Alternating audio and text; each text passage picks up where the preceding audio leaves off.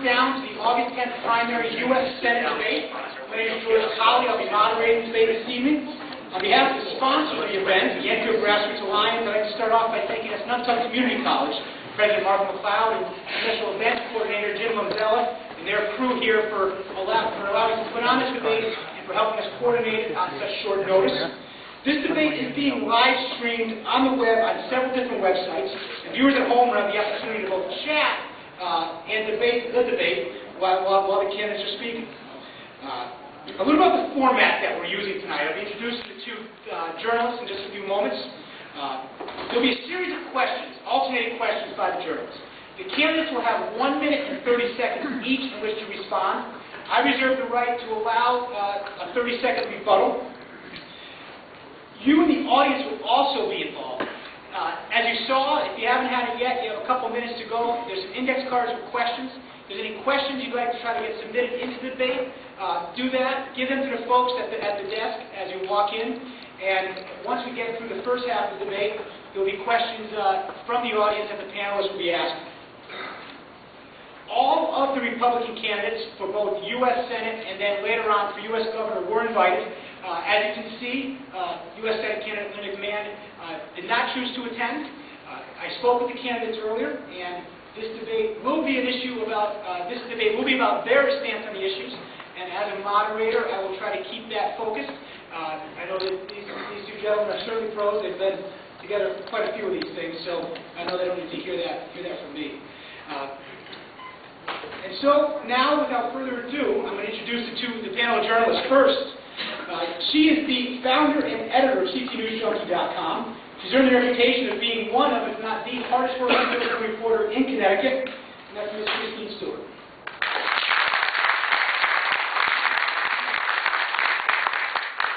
The next is a West Hartford native. He's the Enfield area and state capital reporter for the Journal Inquirer, Ed Jacobino.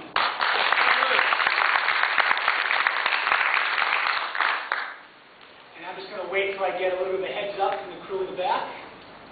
We're good.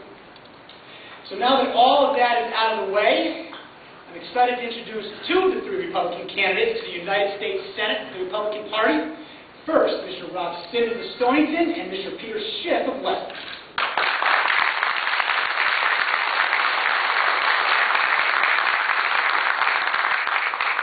We're going to try to keep applause to a minimum during the actual debate. And we're going to start right off with the first question. There will be closing statements, but the first question is from Ms. Stewart, and it'll go to Mr. Simmons. The man who currently holds the position you are seeking has been there for 30 years. If elected, would you impose a term limit on yourself?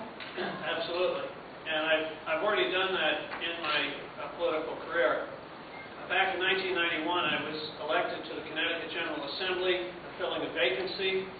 I served for 5 terms, and then essentially term limited myself, left, even though I had developed a fairly safe seat over a long period of time, over that 10-year period of time. Winning by increasing margins, even though the state representative district was only 23% Republican by party affiliation. But I felt that 10 years in that position was long enough. I term limited myself. I did run for Congress against Sam Gageson, which was an initiative that many people said I could not win. It would be impossible. You couldn't beat him. He happened to be a 20-year incumbent. But what I learned from that experience is after 6, 8, or 10 years, you lose your freshness. You get caught too much in the bubble of politics. You lose your freshness. You get surrounded by people who tell you, what they think you want to hear. And I just don't think it's good for our public policy. Should I be fortunate enough to be elected to the Senate, I would term limit myself again to probably 1, but absolutely no more than 2 terms. Okay, Mr. Schiff. I've already stated publicly I'm only looking for 1 term, so that's 6 years. So, but I do think that you have a guy like Chris Dodd, who's 30 years in the Senate, and he had a few years in the House prior to that. The Constitution forbids titles of nobility. When you're in the Senate that long, you basically inherit the seat from your father. I mean, Chris Dodd, he might as well be in the House of Lords. that has to end. We need a citizens' legislature. That's what the framers envisioned. People taking time out from their lives, going to Washington for a while, and then returning. The problem is Chris Dodd doesn't have to live with the rules that he writes. I do. I own a financial services firm. I'm living with the rules and regulation that his committee writes. He has no idea how much damage they're doing in the economy. Maybe if he spent some time in the private sector, he'd understand that. And one of the things I want to do if I get elected is I want to introduce a bill to end congressional pensions and congressional health care benefits. I don't want people going to Congress to get a pension. I want them doing public service. If they want a pension, let them earn one in the private sector. And I don't want to provide them with health care. Let them buy it, like other people, so they understand the problems that we face because of their legislation. Thank you. Next question, Mr. Giacobino. Republicans voting in the primaries want to pick the best candidate to oppose Richard Blumenthal in the general election. Linda McMahon has showed that she has the funding and the ability to cut down his numbers in the polls with attack ads. How do you differ from her and from one another? And what makes you the better candidate to oppose Blumenthal? What to me? Yes, Mr. Schiff. I mean, first of all, if you think Linda McMahon is the greatest debate, imagine how big Blumenthal is. I mean, I saw his first. He doesn't want to come anywhere near me. So I think, number one, I could do a much better job of taking him down quite a few pegs in a public debate. Also, I think Linda McMahon's money is going to be used against her in this election. I think the perception that she's trying to buy the election, I think there's going to be a backlash to that. And the bottom line is, she's already into this thing for over $20 million, and he's miles ahead of her. I mean, I don't know why anybody thinks another $20 million is going to make a difference. Whereas, in my situation, I think I have a shot at beating him. I mean, Linda McMahon, almost everybody knows who she is, and they're not supporting her.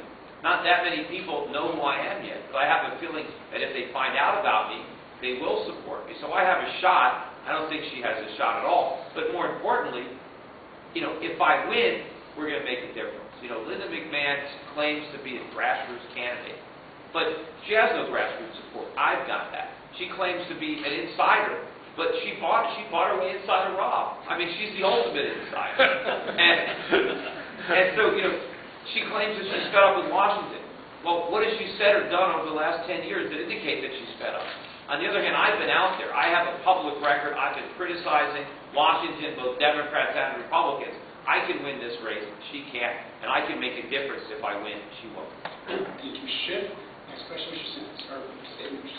I've always believed that political races are won and lost, not bought and sold. And to back that up, if you go to opensecrets.org and go online to one of their studies on self-funding candidates, what you learn is only 10% of self-funding candidates win. Only 10% of self-funding candidates win. And the answer for that, or the reason for that, is they have no skin in the game. If they need somebody to put out a sign, they hire them. If they need somebody to write a speech, it doesn't come out of their heart, their soul. They hire somebody to write it. If they need to know something about an issue, they don't put together an issue book the way I did in the basement of my house. They pay somebody to do it. If they don't know what to think about a subject, like a while ago Mrs. McMahon was asked a question, what do you think about civilian trials for terrorists at Guantanamo? She said, well, I'll get back to you in January, which was 3 months down the road. Well, if a candidate doesn't know in their heart and in their mind what they think about civilian trials for people who have murdered American citizens, who blew up the World Trade Center, who bombed the Pentagon, if you don't know the answer to that question in a nanosecond, then there's something wrong with that campaign. And that's why I feel that it's really important to have debates like this so that we can talk and speak to people and express ourselves and not hide like the person who should be sitting right here.